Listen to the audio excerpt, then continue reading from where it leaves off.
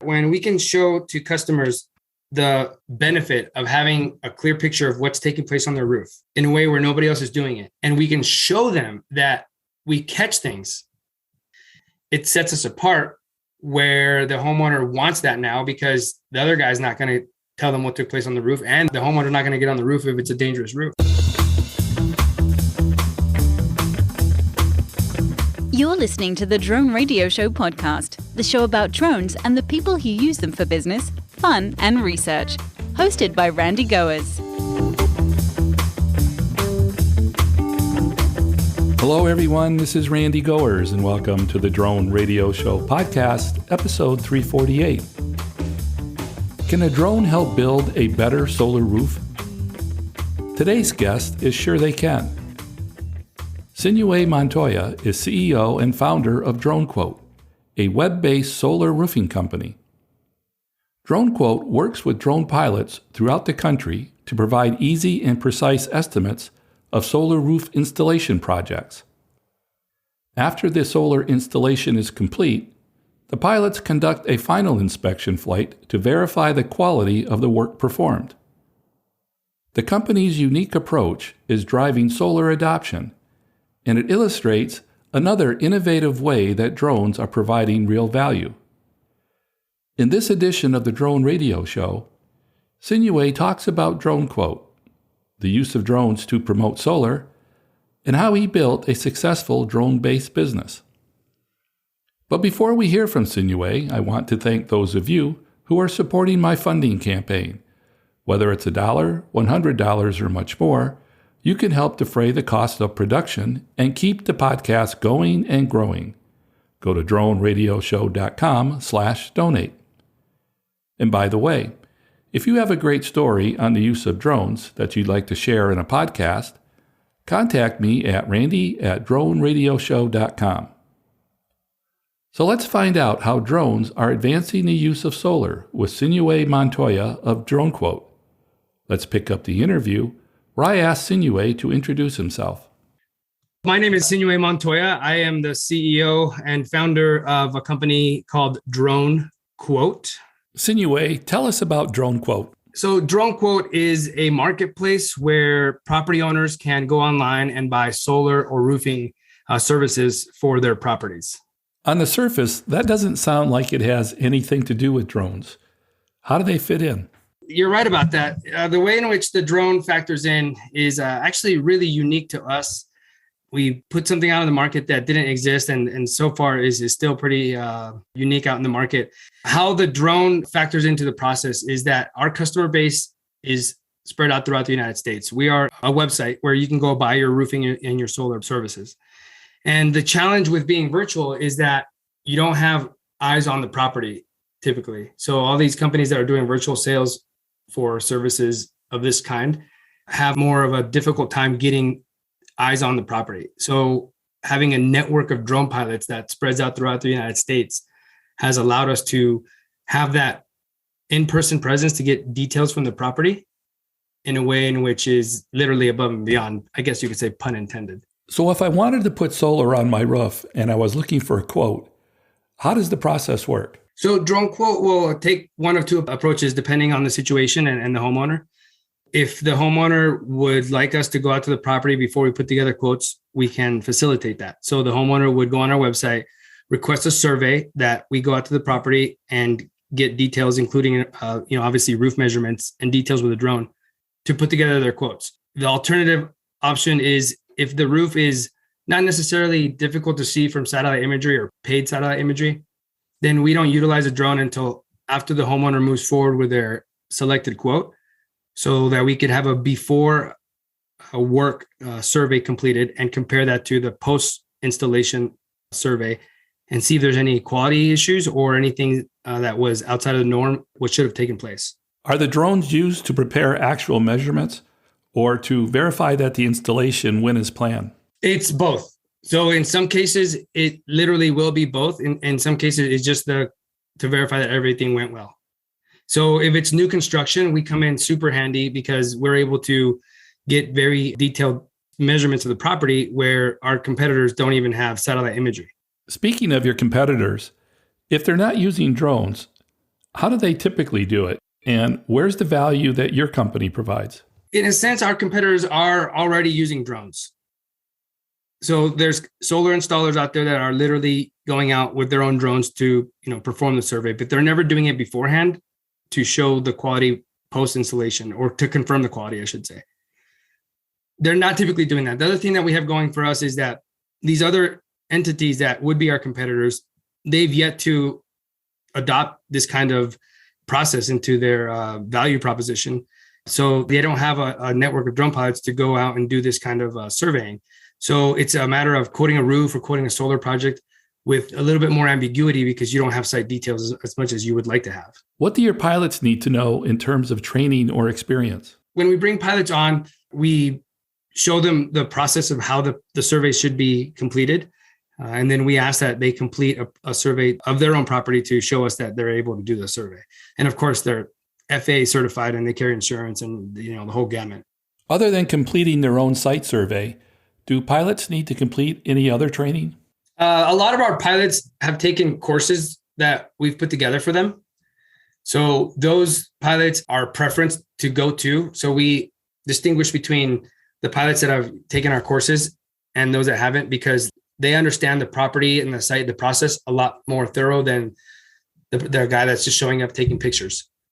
So we get better results out of the surveys from the guys that have taken our courses. So that's an additional amount of education that we offer to those that want to take them. Do pilots need any special equipment, cameras or sensors to do the surveys? Fortunately, this isn't a very sophisticated survey like you have, very high-end drones. Our drone surveys, really, we just need to get good imagery of the roof and of the entire property to generate an orthomosaic map. And we need measurements from the property so we can set the scales. And that can be done with anything as simple as a Phantom 3 Pro. So we require the minimum of a Phantom 3 Pro to fly with us. And of course, your certificate, your FAA certificate and your insurance. But you don't need to have these fancy drones to fly with us. And I mentioned that because oftentimes people that have high-end drones, and we tell them we pay $125 for these surveys, just to be upfront. When we tell them that we pay $125 for the surveys, people oftentimes scoff. They're like, well, I don't fly for anything less than $300. I'm like, well, yeah, of course you don't, dude, because you're flying a Matrice, $7,000 or whatever, and you paid several thousands of dollars for it, or $10,000 for it, whatever. Yeah, I don't blame you. But if you're flying a Phantom, and you're good at flying a Phantom and you know how to follow instructions, hey, this is $125 that you'll make for being somewhere on site for 25 minutes, 30 minutes. It's really not a bad deal. How large of a network of drone pilots does the company have? We have 600 plus drone pilots. Yeah, I think last count, it was 635. When I first started the business, it was a completely different business. I had to learn the hard way. I thought I had a plan for going forward with starting a business, and then reality hits you in the face. So there was a little bit of a pivot where it caused me to change my focus and how I was offering my value proposition, which in turn gave me the idea to start building a drone network. Let's talk about that. When did you start the company? I started the drone business in 2017. I had the idea for what was something similar to a website that I'm sure you've seen, Droners. I'm sure you've heard of Droners.io. And I had a similar idea, but they beat me to the punch, obviously, by a good amount of time. I think it was about a little bit less than a year that they beat me to the punch. So I was like, man, I don't want to be second to market. So I came up with a concept of selling solar online and roofing, because the thing about this industry, it's very antiquated. There's still a lot of effort to get into the house to sell in person, because the sales close at a greater percentage, although not always to the benefit of the homeowner. And nowadays, when I came up with this concept back in 2017, I should say, online buying for just about everything was already commonplace, and it's only going to increase as we go into the future.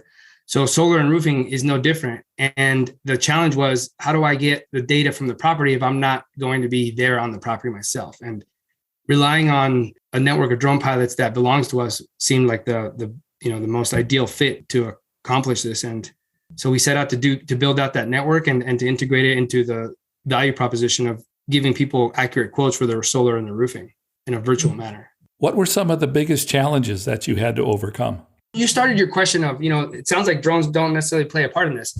Well, that's the common misconception. So one of the bigger challenges was getting the market to understand how the drone was playing a part, and that it was more than just, hey, we're taking pictures of your roof. This survey that takes place is rather involved, and it gives us quite a bit of information in a way that, most people haven't yet started utilizing, as I mentioned earlier. So getting the public, or the customer, I should say, to understand the benefit there was the challenge, because it wasn't yet done before. How are customers responding to buying solar in this way? What I've noticed is that when we can show to customers the benefit of having a clear picture of what's taking place on their roof in a way where nobody else is doing it, and we can show them that we catch things. So we show you, hey, this is a roof that was fine before we did any work, and this is the same roof after the system was installed. Look at what we found. There were broken tiles or some other issue that, would be a cause for concern. In a way where nobody else is offering them that, or nobody else has the capacity to do that to the degree that we do, it sets us apart, where the homeowner wants that now, because the other guy's not going to tell them what took place on the roof, and the homeowner's not going to get on the roof if it's a dangerous roof. So if we can combine that with offering a lower cost of acquisition for the homeowner, because our business is 100% virtual, and the way in which we promote the business drives a very low customer acquisition cost, then we've got a price advantage on our competitors, and we've got a capacity advantage where we could do something that they can't. Who does the installation? In some cases, it's regional contractors or multi-state contractors. In some areas, it's more local installers. There's pros and cons going in both directions when you factor for the local installers or the national installers. So there's challenges there as well, but it's a mixture of both. What happens after a customer contacts you through the website? Once they've initiated the service, we deploy our drone surveys. The drone pilot is notified on our website of a job in their area. They claim it, they complete the survey, and then we receive that data to refine or dial in our original quote if it hasn't already been flown, or if it was flown already, then we already knew that because the homeowner opted to have the survey done on the front end. And then it's off to completion of the project. You go through design and engineering, permitting, and then installation. And then once the installation is complete, we go back out. How does a survey compare to a typical site or home survey? It is akin to it, but it's not the same exact identical thing, because we're not actually getting on the roof. So we're not getting on the roof of the property. That's why we have the drones. And we typically don't go into the attic either. So everything we do is external, but for the most part, it's going to gather just about all the information that's needed to install 9 out of 10 systems. Is there a cost to the survey? If you move forward with one of our installing partners and you sign an agreement to install the system, then there is no cost to you. We assume that cost is part of the cost of doing business. If the customer is not willing to sign an agreement yet, or there's questions about the property that they don't want to sign an agreement yet, we'll still send out the drone. However, we'll charge $150 for the survey.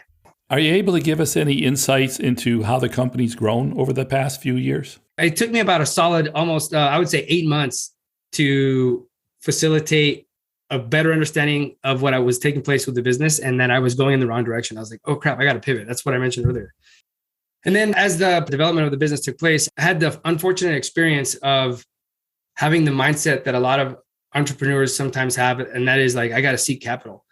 And I sought a pretty significant amount of capital with a venture capital firm out of San Diego that turned out to be a really bad move. They were just not a good group of people. And that set me back like another almost year. I was like, crap, I started this business and then I had to pivot, and then I went in the wrong direction not the wrong direction, but I partnered with the wrong party. So long story short, the growth really didn't happen until at the end of year 2, when I finally realized that I was on the right track with my original idea, with my idea after pivoting to drone quote. And the growth has been in the 200 to 300% year over year. So we've almost tripled our revenue from one year to the next after the second year. So I feel that in this coming year, we should be able to hit 7 figures and do so in a manner that provides us, like I said earlier, a lower cost of acquisition for our customers and greater margins over our competitors. Because unfortunately, in the solar industry, the highest cost comes from acquiring customers.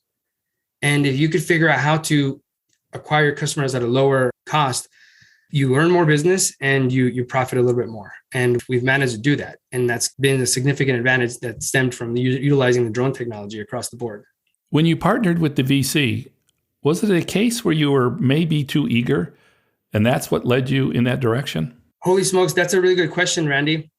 You know what? I could tell you that seeing the accolades of this individual and seeing the things that he had accomplished in his life, it had an impact on me. I was like, holy crap, if I can align myself with somebody that has that level of success, I will increase the likelihood of having that success myself. So first, I think I was a little saucer-eyed when I saw the accolades of this individual, and I really let that sway my decision-making process. And then I would further add to that I was probably naive. I think I would agree that I was naive.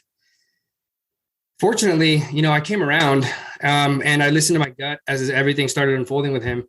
And I was able to part ways with this party, although almost at the cost of going out of business, but I was able to part ways with him and not be in his debt. And once I did that, the business really started kicking off. What advice would you give to other entrepreneurs who might find themselves considering raising capital themselves? So it's not something that I like to hear when I heard this from other people. So just let me start by saying that, right? Do everything you can to avoid raising capital because it comes at a steep price. And even if I had found a good partner, I would still own a lot less of the business. I own pretty much the entire business. So that gives me a lot of control over, where I take this business and how I can grow it to my liking. If you're able to grow on your revenue and figure out how to do that, I mean, you're just going to be in a such better position, even if it's a slower rate of growth. Now, that really depends on everybody's situation, unique situation. But really, if you could avoid capital, I would say avoid it like the plague. Did you have experience in the construction or solar industry previously? I was a solar salesperson where I would come to your house and sit with you and try to, earn your business on that first visit way back in the day. And I bought a drone because I didn't like getting on the roof of the property because it's not pleasant. It's dangerous. Sometimes it was really dangerous. And, there's technology for a reason. Having served in the military, the idea of drones were planted into my head when I was deployed to Iraq in like the mid 2000s. When I started seeing that I was getting on roofs and it was dangerous, I thought back to my time in the military. I was like, holy smokes, I could use a drone. This is so much better. And that led to me buying a little makeshift kit that I put together in 2014. And that turned into a more high-end drone. And then from there, I started utilizing drones in my line of work. And, the customers really liked it when I worked at this installer. The company that I worked at, of course, they really liked it because they benefited from me selling more as a result. And it made their processes more efficient. So then I realized, holy smokes, I think I'm onto something here. Let me apply this to my own business. And then I left that company to start my own business in 2017. In your opinion, what's holding the growth of solar back? So the customer base wants solar for the most part. And the conception is typically that solar will save you money.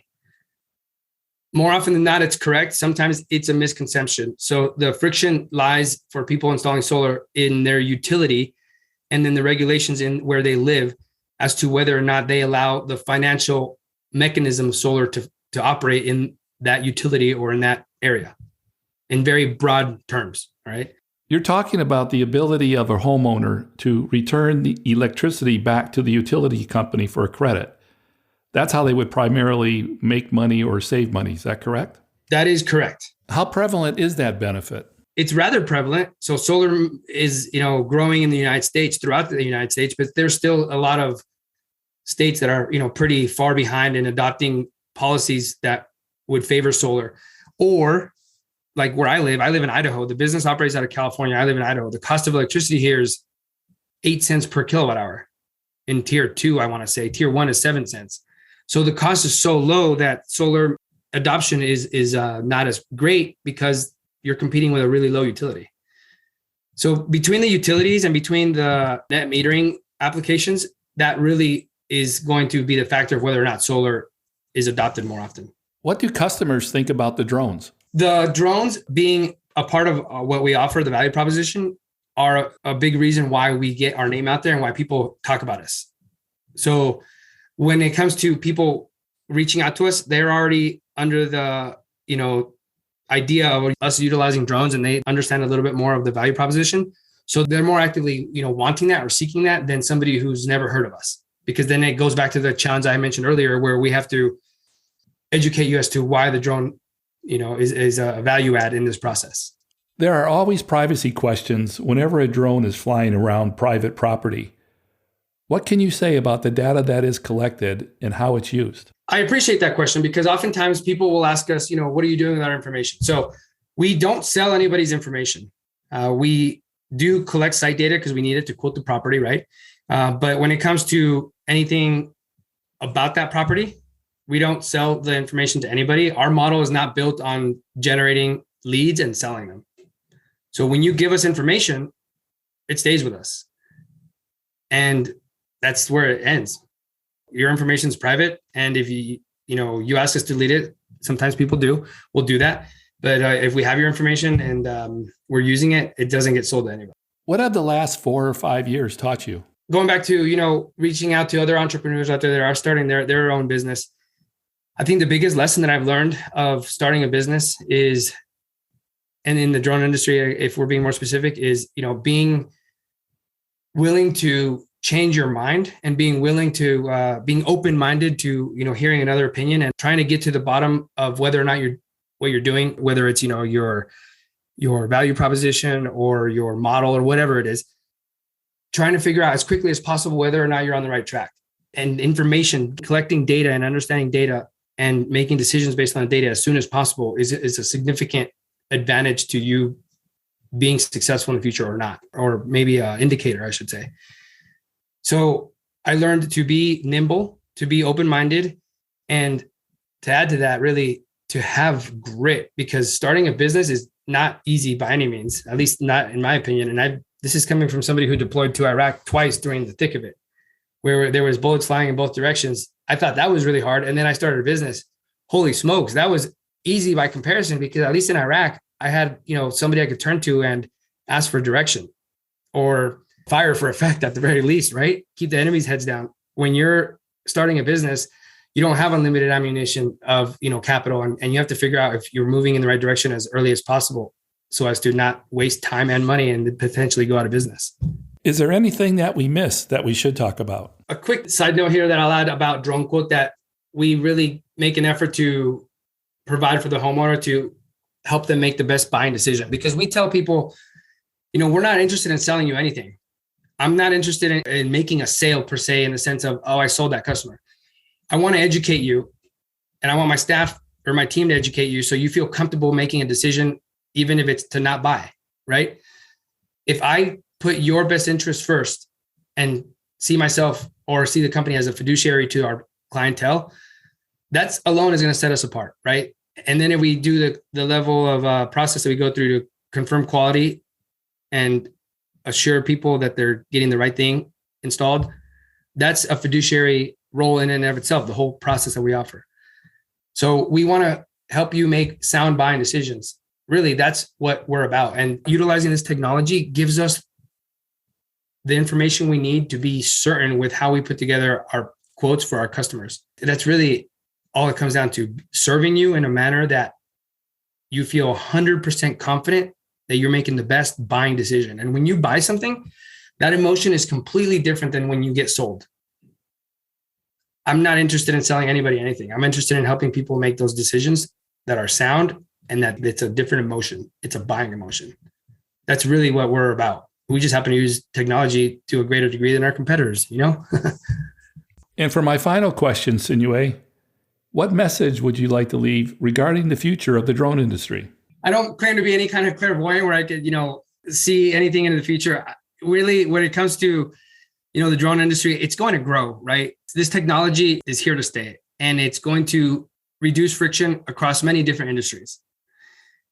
I feel that if there's people out there that want to get in the drone industry, it's a very nascent industry still. So you have a big opportunity to come into the industry, utilize the technology, and help people, and or maybe make a name for yourself if that's what you want. I don't know.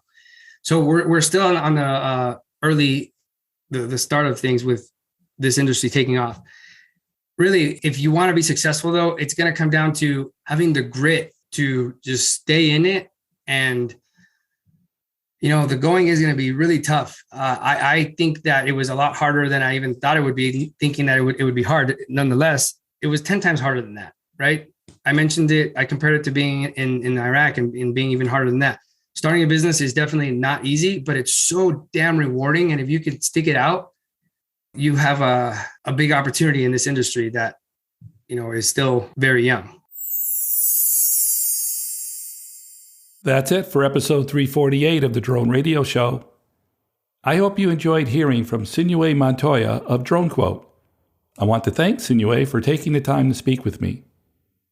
If you want to learn more about Drone Quote or want to connect with Sinuhe, check out the webpage at dronequote.net. If you like the Drone Radio Show, please consider supporting the podcast with a small donation. The content is always free, but for as little as $1, you can help defray the cost of production. To donate, go to droneradioshow.com/donate. And thanks for listening. Your support means a lot to me, and I hope you'll listen to more episodes of the Drone Radio Show podcast to hear how others are using drones for business, fun, and research. For the Drone Radio Show, I'm Randy Goers.